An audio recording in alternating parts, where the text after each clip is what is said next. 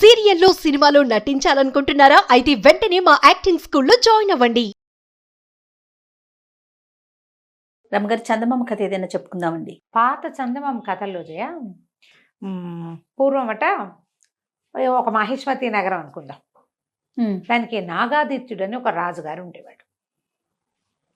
రాజు చాలా సమర్థుడు, తెలివైన వాడు, మంచి గట్టివాడు. ఆయనకి రాజవతి దేవని భార్య, దేవాదిత్యుడని కుమారుడు. ఓకే. నాగాదిత్యుడికి దేవాదిత్యుడని కొడుకు. అయితే వీళ్ళకి ఆ మహిష్మతి నగరానికి చుట్టుపక్కల పెద్ద పెద్ద అడవులు ఉండేవి. ఈ రాజుకి చాలా మృగయ వినోదం ఎక్కువ, మృగయ వ్యసని. ఆయన వేటాడడం అంటే మంచి ఇష్టం. అయితే దీనికి ఏంటంటే ఒక పక్కగా డాకిని వనం అని ఒక వనం ఉందట. పేరే ఏదోగా ఉంది కదా. ఈ డాకిని వనంలో ఏవో తిరుగుతాయి విచిత్రాత్మలు, విచిత్ర ప్రాణులు ఉంటాయని ఆ పక్కకి ఎవ్వరూ వెళ్ళేవాళ్ళు కాదు. సాధారణంగా వేటగాళ్ళు వచ్చి, ప్రభు అక్కడ కుందేలు తిరుగుతున్నాయి, అక్కడ లేళ్ళు తిరుగుతున్నాయి, ఇక్కడ పుల్లు ఉన్నాయి, అక్కడ సింహాలు వచ్చినాయి, ఏనుగులు చాలా ఇబ్బందిగా ఉన్నాయి, లేదా ఏనుగు బాగున్నాయి, వేటకి మంచి బాగుంది అని చెబితే అక్కడికి వెళ్తూ ఉండేవాడు. అయితే ఒకసారి ఒక కోయవాడెవరో ఈ డాకిని వనం ప్రస్తావన చేసి అక్కడికి ఎవరు వెళ్ళర్లేండి అన్నాడు. ఎవరు వెళ్ళంది ఏమిటో చూద్దామనిపించింది దీనికి. జనరల్గా అలాగే ఉంటుంది చూడు మనుషులకి. అవునండి, ఎవరు చేయండి మనం చేయాలి. అక్కడి నుంచి ఈయన డాకిని వనానికి బయలుదేరుతున్నాడని తెలిసి రాణి వద్దంది, ప్రజలు వద్దన్నారు, మంత్రులు వద్దన్నారు, సైన్యాధిపతులు వద్దన్నారు. ఆయన ఠాటును వెళ్ళవలసిందేనన్నాడు. ఆ డాకిని వనానికి వెళ్ళారు. వెళ్తే అదేం విచిత్రంగా లేదు, ఇంకా మామూలు అడవుల కంటే అది ఇంకా బాగుంది. ఓకే. ఫుల్ గ్రీనరీ, మొత్తం పచ్చగా ఉంది. అసలు ఎన్ని పువ్వులో, ఎన్ని చెట్లు, ఎన్ని కాయలో, ఎంత పూతో చెట్ల నిండా. చాలా సరదా వచ్చింది ఆయనకి. అయితే ఏమైంది, ఈయన వేటాడడానికి వెళ్ళాడు లోపలికి. వేటకి ఏం కనపడలా, అంత ఆకుపచ్చగా ఆహ్లాదభరితంగా ఉంది. దీనికి డాకినివని పేరు ఎందుకుందో అర్థం కాలేదు. జంతువు అన్నది లేదు అందులో. ఓకే. చివరికి ఆయనకు ఒక కుందేలు కనపడింది. ఏమీ కొట్టకుండా బయటికి ఎందుకు వచ్చేయాలని ఆ కుందేలుని వేసి కొట్టాడు. ఆ కుందేలు దగ్గరికి వెళ్ళేది వీళ్ళు సైనికులు, వేటగాళ్ళు అంతా ఆగిపోయారు, ఏమీ లేదని. రాజు ఊరికే తిరిగి చూస్తాడని ఆయన వదిలిపెట్టారు.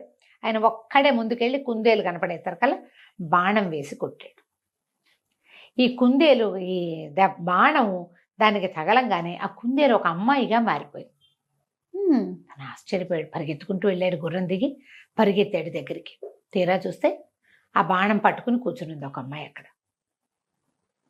ఎవరు ఏమిటంటే, నేను ఈ అడవిలో ఉంటాను, నాకు నచ్చిన రూపంలో తిరుగుతాను, ఈ వనం మాదేను అని చెప్పింది.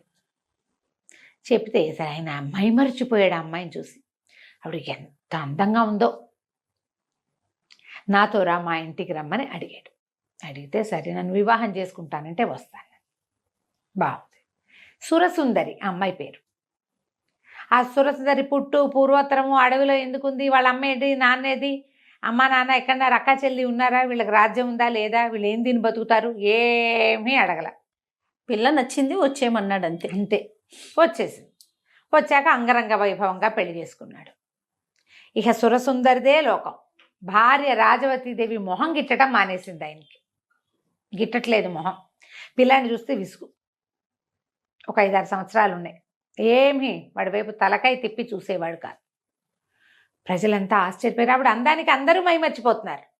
కానీ ఇదేమిటి, ఆ పెద్దరాణిని లోకంలో 2వ పెళ్ళిళ్ళు సహజం, మామూలు వాళ్ళే చేసుకుంటారు. రాజుగారు 2వ పెళ్లి చేసుకోవడం విచిత్రమేం కాదు. కానీ భార్యని సరిగ్గా చూసుకోకపోవడం ఉంది చూడు, అది వింతగా ఉంది. ఆయన చీదరించుకునేవాళ్ళు ఆవిడ్ని. కొన్నాళ్ళకి సురసుందరికి కూడా ఓ కొడుకు పుట్టాడు. కొడుకు పుట్టిన తర్వాత వీళ్ళంతా ఏం చెప్పుకున్నారు, ఇంకేముంది, సురసుందరి కొడుకే రాజ్యం వస్తుందంటే పెద్దరాణి గారి కొడుకు ఎందుకు ఊరుకుంటాడు. 7 ఏళ్ళ వాడు. ఈ చిన్నపిల్లాడికి 20 ఏళ్ళు వచ్చేసరికి వాడికి పెద్దవాడికి 27 వస్తాయి. వాడు ఒప్పుకుంటాడా? ప్రజల్నిలో తిరుగుబాటుతాడు. అక్కడి నుంచి ఆ సురసుందరికి పుట్టేసింది, ఎలాగైనా సరే ఈ కుర్రాన్ని అమ్మ తల్లిని ఊళ్ళో ఉండనివ్వకూడదు, వాళ్ళు ఉంటే నాకు ఉండబుద్ధి కావట్లేదు, వాడిని చూస్తే నాకు భయం వేస్తోంది అని ఈ భర్తని బాగా ఎక్కేసేసరికల్లా ఈయన ఆలోచించి ఒకరోజు దేశ బహిష్కారం విధించేశాడు. ఏ సందర్భం వచ్చినా అన్న తమ్ముడు కలిసినప్పుడల్లా ఈ తమ్ముడు ఏదో కొడ్డ పని చేయటం, ఆ అన్న ఓ చేయి విదిలించడం. పిల్లలు అట్లా చేస్తారు కదా. వాడు ఎంతసేపు విసిగిస్తున్నాడు అనుకో, 4 ఏళ్ల వాడు 10 ఏళ్ల వాడిని విసిగిస్తే 10 ఏళ్ల వాడు ఎందుకు ఊరుకుంటాడు, ఓ చెంపకాయ కొట్టడు, విసుకుంటాడు, విసిరేస్తాడు, వద్దంటాడు.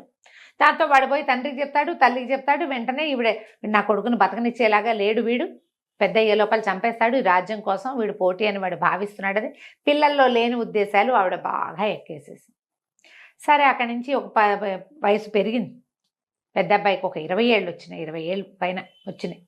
వచ్చి రాగానే ఈవిడ ఇంకా నేను వీళ్ళు ఇక్కడ ఉంటే నేను ఉండను, మా ఇంటికి వెళ్ళిపోతాను అని మొదలుపెట్టేసరికి సరే రాజ్య బహిష్కారం విధించేశాడు రాజు. తల్లిని తీసుకుని వెళ్ళిపోమన్నాడు. మంత్రి సేనాధిపతి ఎవరికీ ఇష్టం లేదు. సరే వాళ్ళు ఏం ఆలోచించుకున్నారు, రాజబహిష్కారం అంటే రాజ్యం చివరిదాకా రథం మీద తీసుకెళ్ళి రాజ్యం వెలుపల వదిలిపెట్టాలి, నేను తీసుకెళ్తానని సైన్యాధిపతి రథం ఎక్కించుకుని రాత్రి వేళ చల్లగా తన ఇంట్లో ప్రవేశపెట్టి ఇంట్లోపల బంకర్లో దాచిపెట్టాడు రాణిని రాకుమారుని. ఇక్కడే ఉంచుకున్నారు, ఎక్కడికి వెళ్ళొద్దు, చూద్దాం ముందు ముందు ఏం జరుగుతుందని. ఈ మంత్రి గారికి ఎలాగైనా ఈ సురసుందరిని అడ్డం తొలగించేసేయాలని ఉంది. ఈవిడ వల్లే ప్రాబ్లమ్స్, ఆయన ఎంతసేపు ఆవిడ చుట్టూతానే తిరుగుతాడు. ఆవిడ ఏం చెప్తే అదే, ఆవిడ ప్లానే తప్పిస్తే ఈవేళ ప్లానింగ్ లేదు పడలేదు. ఎందుకు మంత్రి సైన్యాధిపతి అదే కదా. అయితే ఏం చేశాడు ఈయన, రహస్యంగా విషం పెట్టించాడు రాణిగారికి. ఆవిడ శుభ్రంగా విషం కలిపిన ఆహారం టకటకా తినేసింది, హాయిగా విహారం చేసి వెళ్ళి పడుకుంది. పొద్దున్న లేచి మళ్ళీ తయారైంది. అంటే విషం ఇమిడిపోతోంది. 2-3 సార్లు ట్రై చేశారు. 2-3 సార్లు విషాహారం ఏమీ అవటం లేదు అమ్మాయికి. అంటే ఇది విషం తిన్నా బతికుండగలిగే లక్షణం ఏదో ఉంది. సరే ఏం చేయాలో తెలియలే, బాగా ఆలోచించారు. ముందు వెనక ఆడారు. అక్కడి నుంచి ఈ సైన్యాధిపతి అన్నాడు, పంపించేయటానికి లేదా చంపేయటానికి ఏం మార్గం దొరుకుతుందో చూద్దామని సైన్యాధిపతి ఏం చేశాడు, వీళ్ళకి ఇంతకుముందు కొన్ని ఏళ్ల క్రితం మంత్రిగా ఉన్న ఒక ఆయన తపస్సు చేసుకోవటానికి వెళ్ళిపోయాడు. ఆయనకి కొన్ని దైవశక్తులు ఉండేవని చెప్పుకునేవాళ్ళు. అయితే తండ్రి గారి కాలంలో ఆయన రాజపాలనకి సహాయం చేసేవాడు. ఆయన ఎక్కడో తపస్సు చేసుకుంటున్నాడు. సరే నేను ఆయన్ని వెతుక్కుని వస్తాను, రాకుమారుడు మా ఇంట్లో సేఫ్గా ఉంటాడు, మీకేం భయం లేదు, చూస్తూ ఉండండి ఈవిడ ఏం చేయొచ్చు. ఈవిడ ఇలా చిన్న కొడుకు పట్టాభిషేకానికి ప్రయత్నం చేయించడం మొదలుపెట్టింది. ఈ మన సైన్యాధిపతి ఆ గురువు గారిని వెతుక్కుంటూ ఇక వెళ్ళాడు ఎక్కడికో. ఊరి పొలిమేరలు కూడా దాటిపోయి నగరం పొలిమేరలు దాటి బోల్డని కొండలు, అడవులు అవి ఉండే కదా, అడవులు కూడా దాటాక కొన్ని కొండలు ఉన్నాయి. ఆ గుహల్లో ఎక్కడైనా ఆయన ఉండొచ్చు అని చెప్పేసి అక్కడికి వెళ్ళేసరికి ఇతనికి ఆయన దొరికాడు, ఋషి. ఆయన ఎన్నేళ్ల నుంచో దాదాపుగా 30-40 సంవత్సరాల నుంచి ఆ కొండ గుహలో ఉండి తపస్సు చేసుకుంటున్నారు.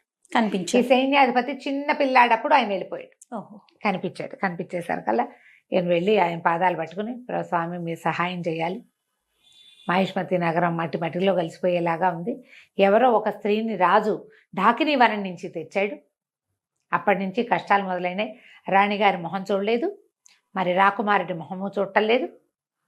దేశ బహిష్కారం విధించేశాడు. వాళ్ళని నేను దాచిపెట్టాను. రాణికి విషం పెట్టినా ఆవిడ చావడం లేదు. ఏం జరుగుతుందో మాకు అర్థం కావట్లేదు. నగరం విధ్వంసం అయిపోయేలాగా ఉంది. సరే అక్కడి నుంచి ఏం చేశారు, ఈయన బాగా జ్ఞాన దృష్టితోటి ఆలోచించి ఏం చెప్పాడంటే, ఆమె నిజంగా ఢాకిని రాజుని వశం చేసుకుంది మంత్రశక్తితోటి. ఆయనకి భార్య కొడుకు అక్కర్లా, మీరు ఎవరేం చెప్పినా విండు, ఆవిడేం చెప్పినా వింటాడు. అదే జరుగుతోంది. ఈ అమ్మాయి ఏ డాకిని వనంలో అయితే ఈ అమ్మాయి ఇచ్చిందో ఆ డాకిని వనంలో ఒక పెద్ద చెట్టు ఉంది. 12 ఊడలున్న మర్రి చెట్టు. చాలా చెట్లు ఉన్నాయి అక్కడ. 12 ఊడలున్న మర్రి చెట్టుకు వెళ్ళాలి. ఆ మర్రి చెట్టు తొర్రలో ఒక వెండి దబ్బనం ఉంటుంది. ఆ దబ్బనమే ఆ అమ్మాయిని చంపగలిగే శక్తి ఉన్నది. డాకిని చంపగలిగేదాన్ని వాళ్ళు ఆ వనంలో దాచిపెట్టి డాకిన్లందరూ దాన్ని కాపలా కాసుకుంటున్నారు. ఇన్నేళ్ల నుంచి ఎవ్వరూ ఆ వనంలో ప్రవేశించాల. రాజు అందులోకి వెళ్ళాడు, ఆమెకు వశమైపోయాడు. ఆ దబ్బనం తెచ్చి కాలు మీద పాదం మీద పొడిస్తే చస్తుంది. అది ఎట్లా చేయాలి, ఎవరు చేయాలి? అక్కడి నుంచి ఇతను అన్నాడు, సరే ప్రయత్నం చేస్తా అని చెప్పి అక్కడి నుంచి బయటకు వచ్చాడు. వచ్చి ఇప్పుడు డాకిని వనం వెళ్ళాలంటే మొత్తం ఈ నడిచిందంతా మళ్ళీ వెనక్కి వెళ్ళాలా, అందులోకి వెళ్తే అక్కడ ఏం ప్రాబ్లమ్స్ వస్తాయో తెలియదు. సరే వెనక్కి వచ్చి మంత్రి గారికి ఈ విషయం చెప్పి సైన్యాధిపతి స్వయంగా డాకిని వనానికి వెళ్ళాడు. పగటిపూట వెళ్ళాడు. అది అమావాస్య కాకూడదు, మంగళవారం కాకూడదు, ఇట్లా మంచి రోజులు చూసుకుని. అవన్నీ కొత్త కొత్త సమస్యలు వస్తాయి. మంగళవారం కాకుండా అమావాస్య కాకుండా చూసుకుని వెళ్ళాడు. వెళ్ళి ఆ బోలెడన్ని మర్రి చెట్లు వెతికి చివరికి ఆ 12 ఊడలున్న మర్రి చెట్టు త్వరలో చేయి పెడితే ఇంత పొడుగు దబ్బనం దొరికింది, ఇంత వెండిది. అది పట్టుకొచ్చాక సరే ఇంటికి వచ్చేసాడు.